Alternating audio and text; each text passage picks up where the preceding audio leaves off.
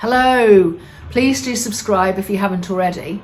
So in today's video, what I'm going to be doing is to continue to share with you my wild flora project. And what is really exciting now is that I've got through that messy middle stage, which I was sharing with you in a previous video. And by the way, I have a playlist of the videos associated with this series of work.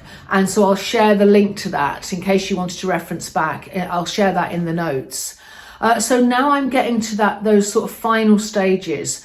The dialogue is happening with the paintings. I'm starting to get a real clear intention for each of them and what they're each about. And you can see some of them behind me. So I have some medium-sized ones. They're sort of the top two there, and some on the floor, panoramic ones, and they're getting to that sort of final stage. I've got some small ones, which similarly, quite a few of them are getting to that stage. And then I have a couple of larger ones, which are a little bit in the naughty corner. I have a big square one here, which I have some real focused work to do on. And I won't have time to share all of the different things I'm doing, but I'll share some of them so you get to see what this stage is all about. And what I'm going to do as well is I'm going to sort of have in mind now, as I'm completing and finishing and getting to that sort of stage, I'm now at that stage where I need to necessarily become a little bit thinky around, are the tonal contrasts there? Is my composition working? Can your eye move through the painting? What's happening with the colour and so on? All of those questions and needs to sort of address. I need to sort of have those in mind, but I need also to keep things loose and playful. So this is where it gets a little bit more tricky. But on the other hand, because I'm moving through now and I have much clearer understanding of my intention, and I'm starting to write starting to come up with the names of the paintings, I'm at that real sort of exciting stage. And so I wanted to just share some snippets so you get a feel for this. And I will in the notes as well put a link to my newsletter, because I will be releasing these paintings to my newsletter subscribers first. So if you want first dibs, then please make sure that you're subscribed. So without further ado, I'm going to get going with sharing and turn the camera around, but I wanted to just hold this up. I've shared this before, but it becomes very relevant now, and it was in my previous series as well. So this is a quote from Elizabeth Gilbert, and it's, "What makes you finish is not discipline, but self-forgiveness." And I think that's a really great mindset to have as I'm moving into this last stage. So here we go. Just start by showing you my palette. I think at this stage it's really important not to get sloppy with the palette. So I've just made up some new paint, and there are these colours, these rusts and orangey colours that I'm using. And I've not mixed everything so far, but I've mixed some key colours like the pale creamy yellow whites that I use. I've mixed some of, and importantly some greys, where you mix all three colours together, primary colours, to get the types of colours you want. I thought I'd just share this with you as I looked across the room and realised that this is when I'm painting and I've got my series and I'm working on them in the way that I'm sharing with you. On my actual writing desk, i.e. where I don't paint, I have things laid out, and this is a typical view. I just looked across and this is what's on there. So I've got some of my folded sketchbooks on some relevant pages. I've got my concertina. I've got my important studio journal for my wild flora, and that hasn't been staged. That is open on a page with some text that I'm thinking of incorporating into some of the work, even at a later stage.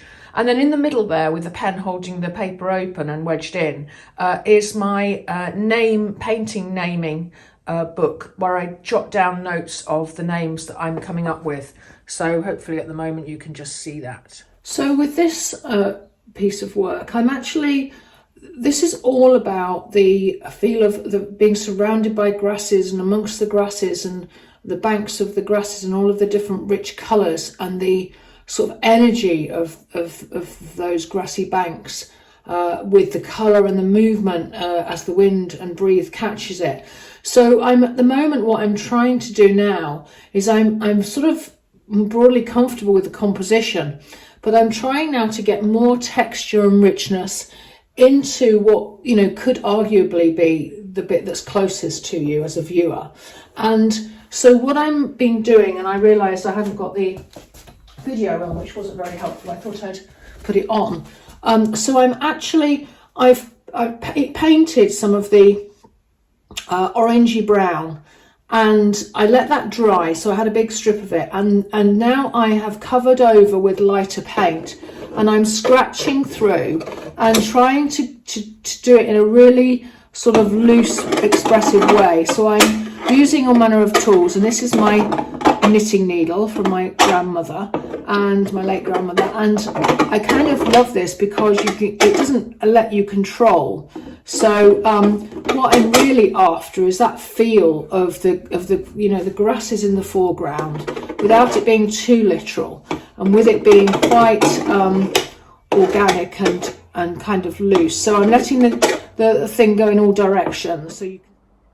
So scraping through and flicking and white and buff coloured paint, wiping off when the lines don't work, and then putting lines in with various tools is the order of the day here.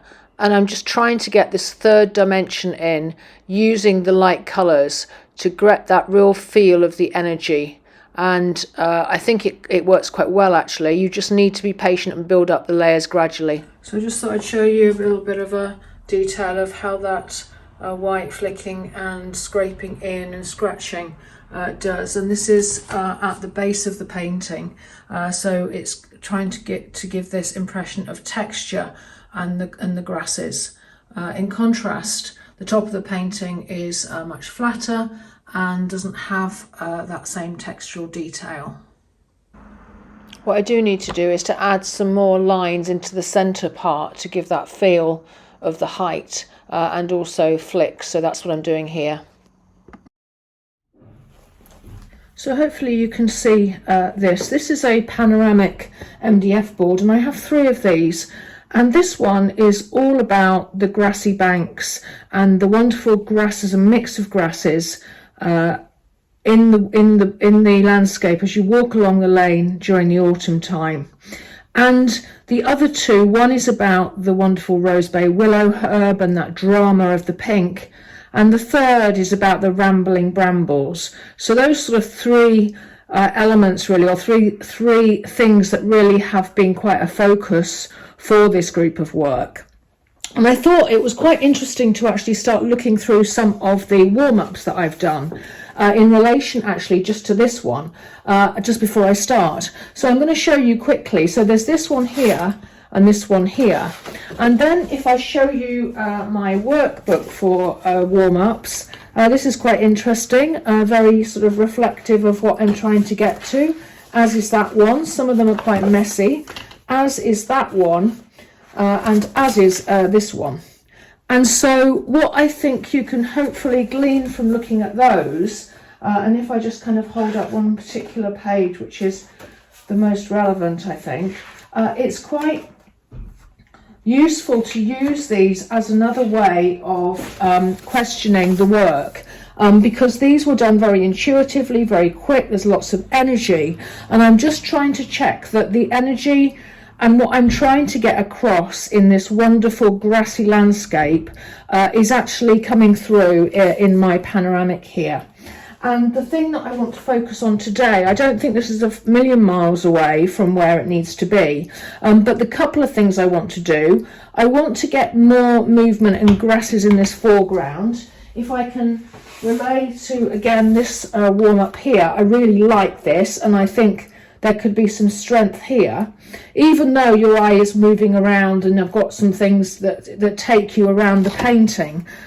For me, in terms of getting the energy, I think this is very linear and very horizontal, and I want more of the vertical, and I'm going to scratch in more and maybe make some white marks to try and enable you to move through this rather dark area here.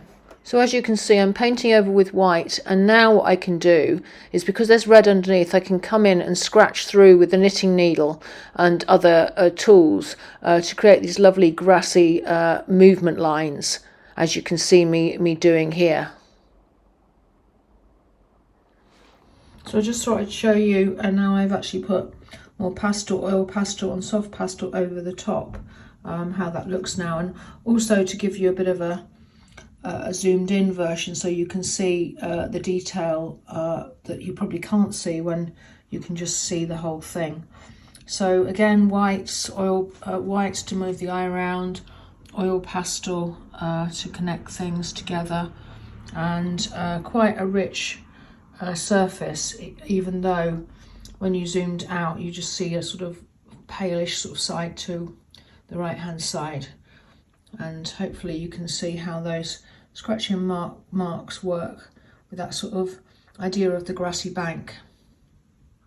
So these are the smaller panels that I was talking about. These are a lovely size actually. They're 15 centimetres by 20 centimetres. And at first they were a little bit tricky for me to work on, having worked on larger pieces in the past. So, you know, sort of these are like a sketchbook page size. So they're like little jewels really, or like little gems there. And they're, as a sketchbook page, you can kind of think about them in that way.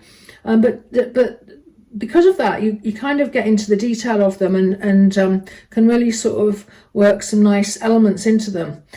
So I've got a lot of scratching in, and I've just been using, I thought I'd just remind you that sort of sandpaper and wire wool can be very good for scratching in, as well as other tools. And so I've just been having some fun with these two.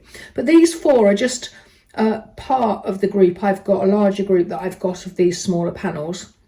No surprises, these are about the grassy banks and the walk along the country lane with all of the grasses in the autumn time. And then these are about the rose bay willow herb, and others are about, you know, the brambles and the walk along, etc. So I'm at the sort of latter stages with these, and I'm reasonably happy with the composition, but they need some tweaks. For example, this one, I think this block I need to work in more so that I've got some roots through, and I don't like the fact that that's a sort of straight harsh line there compared to there. So there's some sort of tweaks like that. This is, I'd like to brighten that, it's a bit too muddy. This one, I'm broadly happy with the composition, but this I think needs to be lighter. And again, I'm working in textural detail. This one, I'm not happy with some of the markings and lines and want to sort of work in a bit with that. But again, the composition. And then this one, I might actually work in some grey and some tweaks around the composition. And what I wanted to say really with these small panels is that they aren't necessarily quite different to the larger pieces. I mean, that's kind of an obvious statement, but I think at first I was trying to treat them the same, and it was causing me some confusion about what my intention was with these smaller pieces. But of course you can use big tools, but you can't use as such big tools as you would with a big canvas. And of course you can't swing your arm and interact with the board in the same way that you would if they were much larger. That's kind of you know, just the way it is really. But what I have found these really useful for is you know, the sort of thinking about the detail of the wild flora in my case, and also some of the wonderful compositions as you walk down the country lane. And that's what these smaller ones are about for me.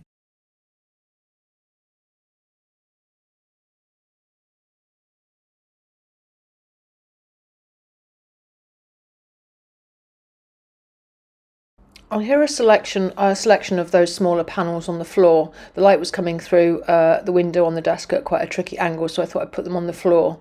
And these aren't all of them. Some of them are being worked on the desk, and they're not necessarily finished.